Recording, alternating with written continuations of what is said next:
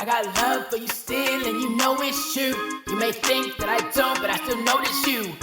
It took me a while to get close to you. I finally did. So first, what was it like growing up in Detroit?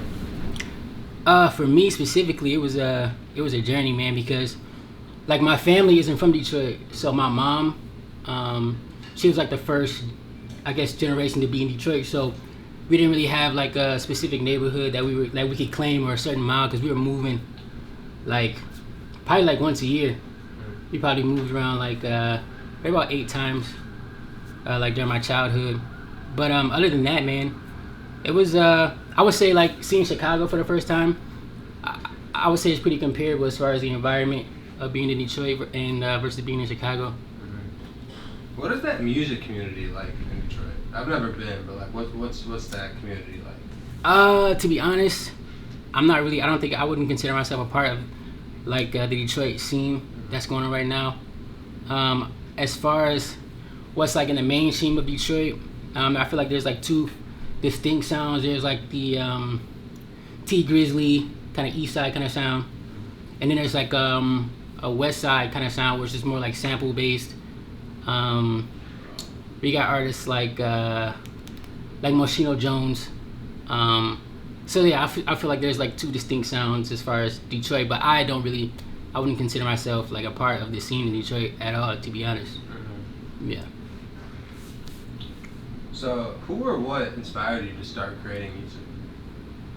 Man, I feel like music, I like inherited music. Like some people inherited like land and money and things like that, but like music has been like running through my family for generations. My grandma was a singer, and this is all like in the church, so it's like church based. My mom was a singer in the church, my aunt was a singer, my uncle, he manned the organ, and it's not like a big choir or anything. It's like a real intimate type of like a praise team is what they call it. So it's like 3 people, so it's no masking. Like if you messing up, like, you know, if you got a big ensemble of people around, be off key, nobody's gonna notice it. But you're up there when it's just you and 2 other people, like, so they're like performers really. So there's that. And then my other uncle, he actually he had an opportunity to like to kind of be somebody like as far as like the R&B scene. I forget the names of the bands that he was working with, but he was working with some pretty prominent people for his time back then. But then life happened, you know, shit gets turned. You get family, you get kids and shit like that. But yeah, man, music has been like, you know, a part of me since I was young, for sure. Is there a significance behind the spelling of how you spell Whu in your name? I can only say that I spelled it that way because I figured it would stand out, and it would, you know, I feel like I try to be as unique as possible, and not really conform to, you know, what's normal, and I feel like that was a way to really stand out, spelling it that way. So your style is like super unique, unlike anything I've ever heard. Is there like, how would you describe your own sound? Man, it's really tough. As tough as it is for the people who have been covering this last album, the different publications who really find it hard to really pinpoint. I can't pinpoint it, the exact genre itself either, which I think it could be beneficial and detrimental at the same time. Detrimental because like the distribution companies and the people who host the music, they're gonna have a hard time, like, I guess, squeezing it into, you know, to what they think these listeners are gonna expect from whatever playlist or whatever genre that it comes from. But I also feel like it's beneficial because, like, it's really, like you said, and I'm not trying to sound in a certain way, but it really is like a type of sound that nobody thus far has really heard of, man. And I can say that I'm proud of myself, and I think it just goes back to like my family, like being rooted in music and really kind of blending in like the church vibes as well as the music that I listened to myself growing up, because I didn't really listen to church music besides when I was there. So yeah, that's how I feel about where my music fits. You just kind of touched on it. Who are some artists that you were listening to growing up that inspired you? Growing up, I listened to like a lot of rap growing up. 50 Cent, I think that was the first album that I bought was a 50 Cent album. Kanye West, Kid Cudi.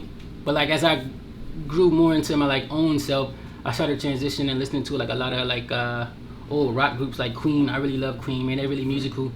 I really like Freddie Mercury. He's like a top-notch performer. Like if I could model my performances after a certain artist, I think the energy that he brings as well as the musical intellect that he has, that would be the guy. I listen to a lot of Stevie Wonder, The Doors. I honestly, besides country, I could say like I probably dabbled into like all like various genres. So just from like kind of like that press email you sent me and just doing some research, it is said that that drum set that you had in your grandma's basement kind of like played a big role. Oh yeah. That was a discovery. I mean, it's not. This is my father's side. In his mom's basement, there was a drum set just sitting there, man, collecting dust. And I don't know how I ended up down there, but I ended up down there just banging on the drums, and from that point forward, the drums have played a significant part in the way that I like to make music. You recently dropped the project Big Brain Man. How did you come up with that title / concept for the tape? Well, actually, it stemmed from a comment somebody left, or at least the idea did, from a song off the first project that I dropped in January, I believe. It was called Loser Boy. And in the song I said, I can see it in your head, I'm like Sig Freud. And somebody, I don't know if they were trying to jab me or if they were really like being serious, but they said, this dude really thinks he's a big brain man, like dropping Sig Freud in a song. So, I mean, I really did feel like I had some big brain shit. So I took that and ran with it as far as the title. And as far as like what it actually means, I feel like a big brain man, which is not gender indicative, it can be a woman, just man in general. It's like anybody who has the ability to think for their own self and act on their own accord and not really adhering or following to like the norms of what people want them to do, man. I feel like anyone who takes on that responsibility or burden of doing whatever the fuck they want to do, they gotta have some type of distinct intellect that they're driving off of, and that's where the big brain, the meaning behind it, comes from. How does it feel that the past really few weeks you've been getting a ton of like amazing feedback on the project? Like, man, it's your Spotify playlist. You got Artist of the Month on Pigeons or Complex or something. Yeah, it's been crazy, man. It's been really just within a week. It's happened a lot quicker than I expected. Like I've really been blown away. Like you guys like covering me and like you said, Pigeons and Planes and Complex and a couple of other publications. And I think it's really a testament to the people that believe in the music, and also a testament to how I feel about myself and the way that I make music. I'm really grateful, and I don't take these opportunities for granted or take them lightly. They really mean a lot to me, and like I said, I'm thankful, really thankful for me to be here, man, in this office. This is really monumental, man. So many great artists have been here and been covered by you guys, and it's been a real nice week for me. Thank you. I appreciate that. So after doing some searching, I couldn't find a single song of yours that has a feature on it. Do you do that on purpose, or did that just kind of happen? Yeah, man. If you go back and like look at the albums of like the greatest artists outside of rap, like you'll be hard pressed to find like too many features on anybody's album. Like they're few and far between, and the ones they do have, they pick for a reason. Like they're not just gonna throw anybody on a feature just for the name of it, which I feel like that's it, man. That's a lot of what's going on right now, man. And I get it, the big names, they bring in the big numbers, but a lot of that stuff doesn't fit, and I won't myself have somebody get on a project of mine unless I know for certain that it's gonna fit and it's gonna really match up with the way I wanna deliver music as well as the way that they deliver music. So yeah, it's been real intentional as far as the lack of features, but new opportunities, man. Maybe I'll be able to work with some people that who I've always wanted to work with. So we'll see. Who are some of those people? I think I would definitely like to work with Kid Cudi for sure. He is like that Man on the Moon album. That was a fantastic album, man. I would like to work with The Weeknd. I really respect him. I really like his music. Very unique. And as far as like notable people, those are probably it right now. But we'll see. People evolve. Music changes. If some newer artists or some older artists who I think would fit songs onto what I'm doing, then I'm all with it. And I'm also open to like working on other people's music as a producer, because I produce all the songs and all the beats. And if any artists want to work in that capacity, then I wouldn't be opposed to that. That was literally one of my next questions, but you already got it. I was gonna ask about the production. Oh yeah. So yeah, that's all me, man. All off the mental. So and it's all unique. There's no looping involved. Not that I have anything against that, but I feel like there's possibilities of you running into the exact same beat or sound that somebody literally just made and cooked it up and sent it to somebody. Everything I do is, like I said, it's all unique. It's all derived from my own self. And I really enjoy like making beats. I really do. Is it true that you were the MVP running back for the Detroit Buccaneers? I was a man. I'm not even gonna hold you up. Like, I was toting that boy. Like, I really, I think I really had an opportunity to make it in the NFL, but I think things happen for a reason. One year, like, I really messed my knees up really bad. Like, it was terrible, man. Like, I'll be walking around the house, just walking around, doing kid shit, and all of a sudden my knees would just buckle, and I was just on the floor collapsed. And that really bred the distrust that I have right now for medical professionals, because all those years, man, I'm like, yo, there's something wrong with my knees. Like, I'm buckling. Like, I shouldn't be doing this. Like, you know what I'm saying? And they would always just dismiss me. Like, they didn't want to, give me the necessary attention. So until this day, like, my knees are still iffy. I'm not popping anymore, but they're definitely deteriorated from where they should be at this point. I asked about just artists in general, but we're from Chicago, so I always gotta ask this question: are there any artists out of Chicago that you want to work with in the future, artists or producers? I would have loved to work with Juice WRLD, man. R.I.P. to Juice.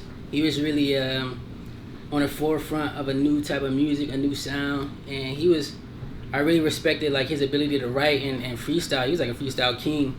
I really rock with G Herbo. I don't know if he would ever want to do a song with me. I feel like we might be in two different lanes, but I really rock with G Herbo. I was listening to him that's the artist I played when I pulled up to Chicago from Detroit. I put his deluxe on immediately. I rock with Herbo. And I really respect just Chicago scene. They really like carved out a niche like in the musical world, especially like earlier on, like with Chief Keef and Lil Reese and those guys of the drill music. They really, like, it was a distinct sound that really captivated the whole nation, man. So shouts out to Chicago and the musicians out here, man. They've been doing their thing for a minute. I'll show you the picture when we go out there, but Juice WRLD is interviewed on that same couch. Like, literally, there's a framed photo out there. I'll show you. It's the same exact That's spot, crazy, man. couch, all that. It is. What's your definition of success? Success, I would think of myself as successful when I see other people trying to do what I'm doing.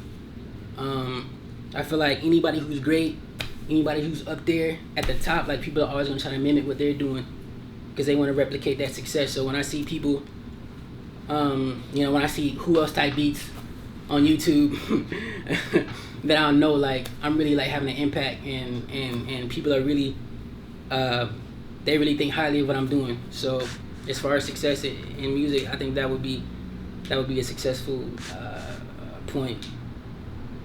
Can you speak on the Daddy DNA test that you have on your website?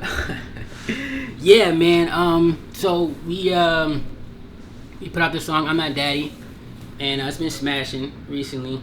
And with that, a lot of people, they might have been asking like, yo, like, I really rock with this song. I'm not really sure, but I'm not really sure like if I'm a daddy or not. Like, do I fit into this mold? And is that me? Like, please help me out. So we developed a team. We came up with a foolproof DNA test to to really definitively say if you're a daddy or not. And so we'll be rolling it out nationwide, I guess, within the next couple of days. And I think that was a real great idea, a collective idea that the team came up with, and it's gonna be really fun. I feel like it's something that hasn't been done yet, as far as I know. So I'm really excited about it. And the people who have taken the test, they love it. Are like the beta testers, if you want to call them. They really love it. So I can't wait to really push that out. What's your personal favorite song that you've created so far? Ooh, that's tough, man. I love all my songs, to be honest. But and I feel like, especially with Big Brain, man, it's like a collective, like whole, like you have to at least listen to it one time to get the whole gist of what the album is, because there's a story behind the album. It's not just a collection of just random songs, man. It's like a conceptual type thing where everything flows. And as far as picking out one specific song, what song do I like the most? I always liked Over You. Over You? Yeah, or Monster. It had to be those two. One of those two. It's tough, man, but I don't know, man. I guess Monster. I fuck with Monster. I like Monster. Favorite. I like Monster. Can you speak on that story behind the album? Yeah, so like I said, it's like a conceptual type of album, and the idea of it is like it's like a transformation. Like a person who's been living a certain life that they've been accustomed to, or that they, I guess, inherited. They're finally like fed up with it, man, and they wanna do what they wanna do. Like they wanna take on a life that they wanna live, and they're not content with just where they at in life, man. And they're just finally at the point where, like, fuck it, I'm just gonna really pour my all into whatever it is that they wanna do, and you know, all the feelings you can cast them aside from anybody else who doesn't agree, and you're gonna make that transition and really be where you want to be at in your life. How many interviews have you done so far? That's This not is- for the interview. I'm just. This is my first interview. Really? Yeah. That's amazing. Is there a question that you've always wanted to be asked that you haven't? I definitely think I could have made it to the NBA if somebody asked me that. Like, if I was a little bit taller, do you think you can make it to the NBA? I would have probably said yeah. My J is like really wet. What's been the most difficult part about trying to spread the word about your music so far? That's a good question. Most difficult part. I mean, before it was just getting people to listen to it, man. There's so much music, like it's so easy and accessible to just release music. So it's like hard to actually reach somebody who's in a role to, like, I guess, help you out, or people who don't know you would be less apt to like really like share your shit, or you know. And I get it too, man. Like I said, there's so much music going around, and especially something that's not really like fitting into a mold. Like, you know, like people think, what am I supposed to do with this? But I think I pride myself in not, because I could have easily like made some like generic type shit and bounced on for a hot second, had a wave and capitalized on that. But and I want my name to like last, man. I want people to go back and listen to my albums in their entirety and be like, yo, this is master work. This is like, you could tell like he really put in the time and effort into it. I don't want to fade away. You see some people, they bounce up, they juice up off a couple of songs, and then what? Then that's it. So I think as far as like, yeah, getting people to hear, like, listen to the music just off the rip has been probably like the toughest part up until this point. Now people spreading it like wildfire, I guess. Yeah, that shit was spreading, man. I've been showing all my homies this past week. Are you a reader? Yeah. What's your favorite book? My favorite book, 1984. I think I read that book like 8 times. Not like 4 times. 8 sounds better, but probably 4 times. Yeah, that's my favorite book. It's a good story behind that, man. And I've been reading a lot since the quarantine.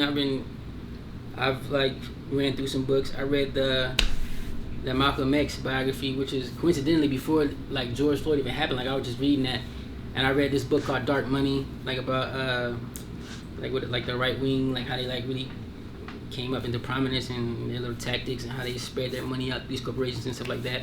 What's your favorite music video of all time? Favorite music video? All the Cole Bennett's. No. Favorite music video of all time. Man, this doesn't sound so cliche, but I just remember this video like when I was a kid. Like, this is like the first music video I saw. Michael Jackson's Thriller. I just remember that, and I'll never forget like seeing that, being on this couch with, I don't know who it was, some little girl. It might have been my cousin, it might have been a family friend or something, but we were watching that under the cover. So that's probably like, I guess instead of favorite, that'd be like the most memorable video that comes to mind. As far as favorite, I don't know, man. That's a tough question. I don't want to say one video and then in retrospect go back like, damn, I fucked up and said the wrong video. Like, I really like this video better. So I shout out to all the videographers, man, doing their thing, man. Really putting in the work. Where do you see yourself in 5 years?